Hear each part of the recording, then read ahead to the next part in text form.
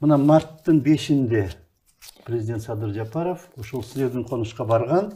Анан Шабулотова деген, Шабулотова деген кишинин үйү түттүрүлүп жок кылып калыптыр. Ошону калыбына келтиргиле деген үйү курулуптур азыр. Жаңы үйү курулуптур, бирок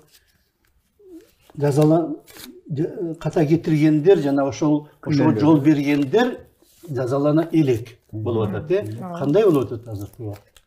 Мындай да, ал аялдын үйү мыйзамсыз бузулду. Жанагы ошо бузган кишилер өзүнүн күнөө пайдаланып, сот пайдаланган, милицияларды пайдаланган, прокурор пайдаланып, күч менен теге мыйзамдуу түрдө алып салган үйүн буздурду да.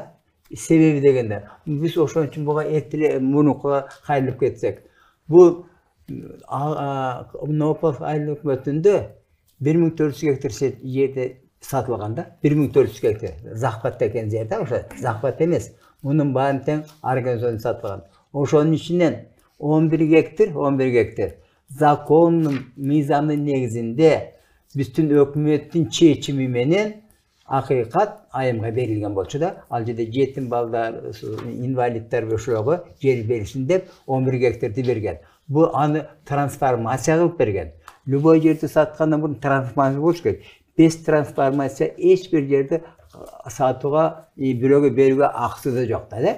Ошондой болгондо, ошон үчүн бул жанагы Маралдын үйү акыйкат айым фондунан алгандан кийин, ошо закон байткан, ал баары мыйзамсыз болду.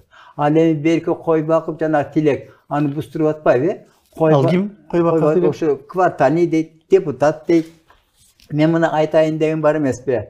Ошо Новоповлук айыл өкмөтүнөн көп жерди кой бакып сатканда бири дагы мыйзамга туура келбейт да. Кой бак бул преступник. Ал мошенник. Мына мен айтайын да, ал мошенник. Себеби анын колунда эчтеке жок. Эмне үчүн ал жерди сатууга акысы бар болгон квартальный болуп иштейт да. Квартальный эчтеке хозяин эмес. Квартальныйдан бир көчөгө гана суусу барбы, свети барбы, ошону караган гана эмени айтат да. Ошол үчүн кой бакып баардык кылган иштердин баары тең незаконный да. Ошон бул жерден айтарым деген бар эмеспи? Кой бакып өзүнүн тааныштарын пайдаланып, бул судья, тааныштарын пайдаланып, бул прокурор, тааныштарын бул следователь, Шабдан Алымбеков деген бар, жана башкалар. Ошон пайдаланып, өзүнчө бир хозяин болуп эле, незаконный мыйзамдан чыгарып эле, ошону буздуруп салды. Ошон үчүн ушул жана үйдүн буздурган үчүн кой бакытты камаш керек болчу.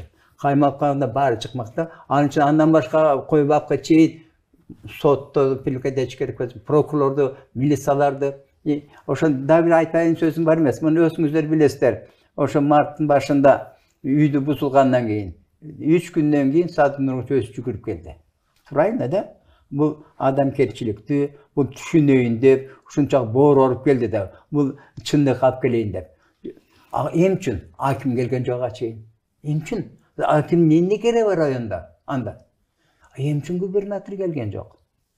Эмне үчүн прокурор келген жок? Эмне үчүн начальник милиция келген жок? Синет начальник келген жок? Ай. Бул үйдү түртүрүп атса, это же вообще билбейм. Это биз эмне бирле садовый кош баарына жүгүрүп жүрөбү? Бул эмнени көрсөтүп атат? Бул ошол иштеген өздөрү байланышкан. Ошон байланышкан, ошон үчүн кой деп унчукпай турган. Туурабы? Кой бакып азыр кайда? Ошо азыр андан күчөп кетти. Кандай? Ой, ал ошол мурдагы эле ордунда иштеп атабы? Не только иштеп атат, жерди баарын сатып атат, баарын коркутуп атат, билгенин жасап атат. Андан кийин дагы канча жерди бар сатты, канча үйлөрдү түрттүрдү.